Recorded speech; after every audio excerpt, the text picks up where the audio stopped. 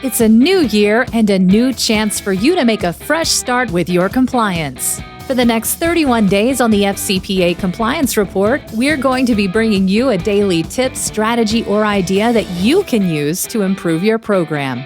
Here's your host, Tom Fox, the Compliance Evangelist.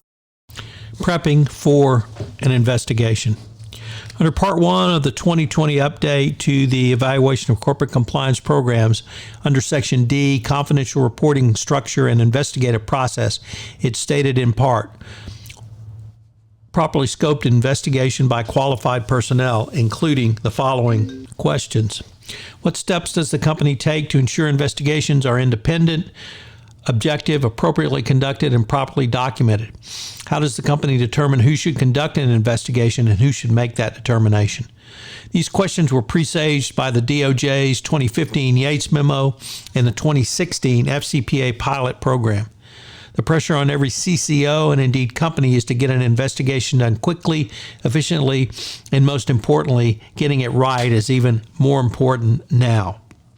Jonathan Marks began cautioning that when considering any well-run investigation, a CCO must be cognizant of the strictures laid out in the guidance. It all begins with who in-house is looking at the complaint, and does the CCO, compliance practitioner, or legal team have the skills and capabilities to handle the matter which has arisen?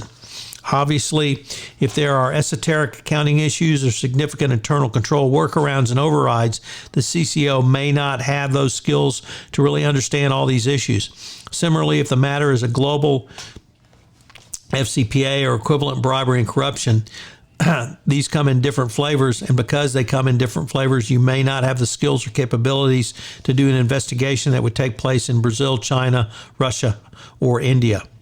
All of this ties into how the government will review an investigation, particularly if the company does not have the skills and capabilities to analyze the allegation, or if the allegation is serious enough where they believe that an independent investigation rather than an internal investigation needs to be done. Moreover, if the allegations or the investigation are going to be subject to scrutiny, one of the benefits of having outside counsel is that there's going to be independent skepticism and the ability to think through or work through things unlike you would have with an internal investigation where an internal audit function might be involved. Marks concluded by noting, from an outsider's perspective looking in, there was more credibility of having someone come to you conduct your investigation. Marks believes the first thing that any investigator must do is to understand the business environment and the extended business enterprise. What I really mean is understand the business you're dealing with, the industry that's in, and the potential risks, the pressures, motivations that might be at play. Understanding that generally with most frauds, there is some pressure to do something because of something else, and there are motivations. And of course, corruption is a form of fraud. Such an initial understanding can help you formulate a comprehensive internal control that might be in place or lacking that could not have been designated properly or overridden. The next step is to quickly and thoroughly analyze the underlying facts and circumstances related to the issues at hand. The number one issue is credibility of the complainant, and it's important to understand how allegations of wrongdoing came to light and the seriousness of the issues involved. At this initial state of the inquiry, that would include such questions as what are people saying has been happening, and what is the individual saying happened. If you know the background of the complainant, you should investigate that, or rather if you don't. How long have they been with the organization? What is their role? Are they credible? Have they complained before? If in fact this was either a whistleblower allegation or a tip. At this early assessment, you should also consider the possible legal and financial implications of any such allegation. If you determine it is serious at this early structure, then you should always consider your internal crisis management team. And if the organization does not have one, you should consider retaining an expert. Crisis management doesn't mean necessarily a crisis has happened. It means, in fact, we are in crisis mode, and how does that impact the company? So thinking about these issues and knowing what to do, in fact, if you're in a crisis mode, is ultra critical. I think crisis management is totally underplayed. I think many organizations don't have an appropriate crisis management plan. If something goes bad, the organizations could be struggling to figure out how to deal with it. Marks also noted that both communication and collaboration are critical. He advocated that the company ask a series of questions as to what issues are on the table and who is impacted by these issues within the company. Is it the company auditors or some other corporate function?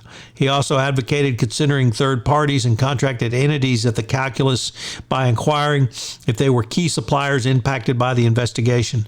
On the one hand, a key supplier that may get wind of this and may not want to do business with us anymore. Conversely, a key supplier could be the sole source supplier, so you may need to think through that alternative arrangements are needed. You should begin to consider these issues early on and continue to think about them as you are going through and doing your investigation. Document preservation is always a critical issue, and this is one which the government regulators will pay particularly attention to at the initial phase and throughout the investigation. You'll need to take steps to ensure all the data is locked down. This means going into the weeds on such issue as where are your company's servers located? What's the backup situation? Do you have handheld devices secured? Are the organization's instant messaging and text messaging and ephemeral messaging tied down? If you do not take such steps, it could well find yourself in a situation where either information is lost or there's the possibility or suspicion that information could be lost. Unfortunately, if the situation leads to a prosecutor imagining the documents are lost, his or her imagination may go wild. Basically, you need to have the information locked down so that if the government wants to come in and perform an independent review or test your hypothesis, you can provide them with the required information. So what are today's 3 key takeaways? Always remember, who's your audience? Well, in an investigation, your ultimate audience is always going to be the regulators. It could be the prosecutors from the Department of Justice. Never forget that. Number 2, you must understand the business environment and extended business enterprise. This means third parties or perhaps other stakeholders. And number 3, communicate and collaborate in an investigation, as these are critical. So you should begin early and continue to do so throughout the entire pendency of the investigation. It's really important that you get this done. This is Tom Fox. I hope you will enjoy this month's offering on hotlines and investigations. 31 Days to a More Effective Compliance Program.